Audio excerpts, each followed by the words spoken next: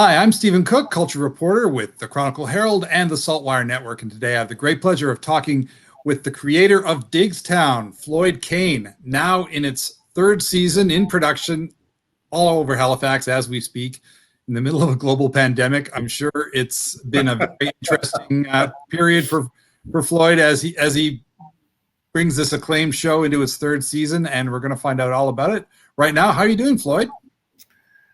I'm okay. Today is okay.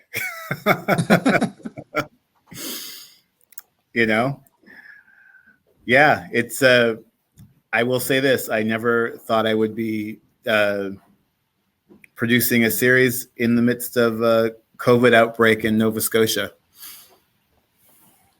Well, I'm sure that brings a whole bunch of different challenges, but as we know, the province has a bunch of protocols in place to make everybody safe and to keep productions running smoothly while keeping everyone healthy. And I'm guessing that's it probably slows things down a little bit, but I'm sure things are able to go ahead. How is it going in the age of COVID and producing a series?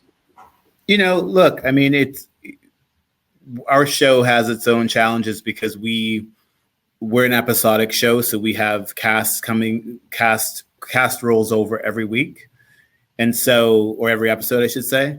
And so, while I would say probably 70 to 80% of our cast is Nova Scotian, we have 4 or 5 actors every episode who we have to bring into the city or into the province. And that's been very challenging. But, it's like, so far, fingers crossed, we've been making it work. Well, Diggstown is famous for being a very timely show that, when I've watched an episode, and sometimes I'll see a case that has been loosely based on some things that have happened in real life. There have been more than one case where I think, I think I read about something like this. And you're very good at turning it into a unique story for the show. Is our current situation going to be rearing its head in Diggstown, or are you kind of staying away from that? No, out of the gate. Out of the gate. That's what our first episode is focused on.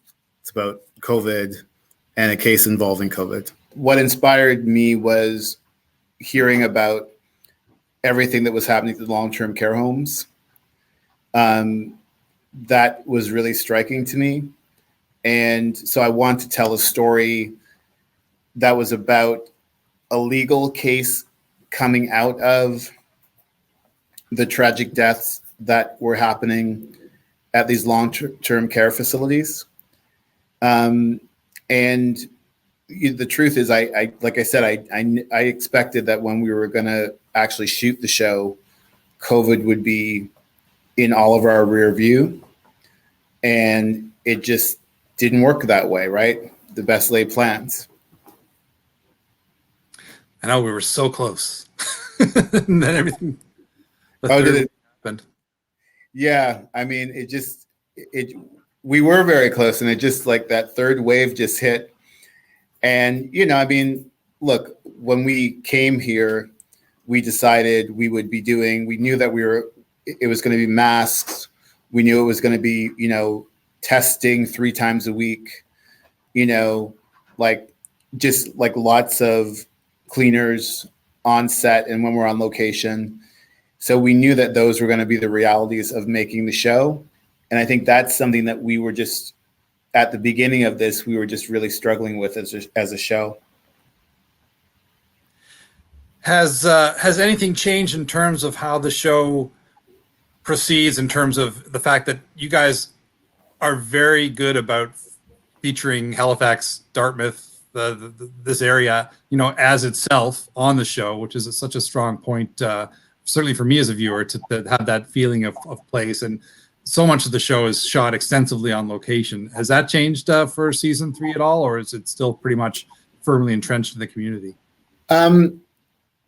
I feel like, for me, it's still very much the name of the game. We're still very much entrenched in the communities. I mean, just to be straight, I mean, we will not go to places where we don't feel communities are comfortable. So we actually had the week before the COVID outbreak was really happening, we had scheduled a day in North Preston, and we all had a conversation about the fact that, we weren't going to go if the community didn't want us there, if they didn't feel safe with us being there. And, thankfully, the community welcomed us with open arms, and we were able to complete our day of shooting there. Well, let's talk about season 3 a little bit. Obviously, no spoilers, but Marcy, played by Vanessa, Antoine, was in a very precarious position at the end of season 2. So there's a lot to look forward to in season 3 in terms of where she is, in terms of her old relationships with her old firm and what's happening there. And also we've got some new characters coming into play for this season. Some very strong actors joining the cast. What can we hope to expect from season 3 of Diggstown?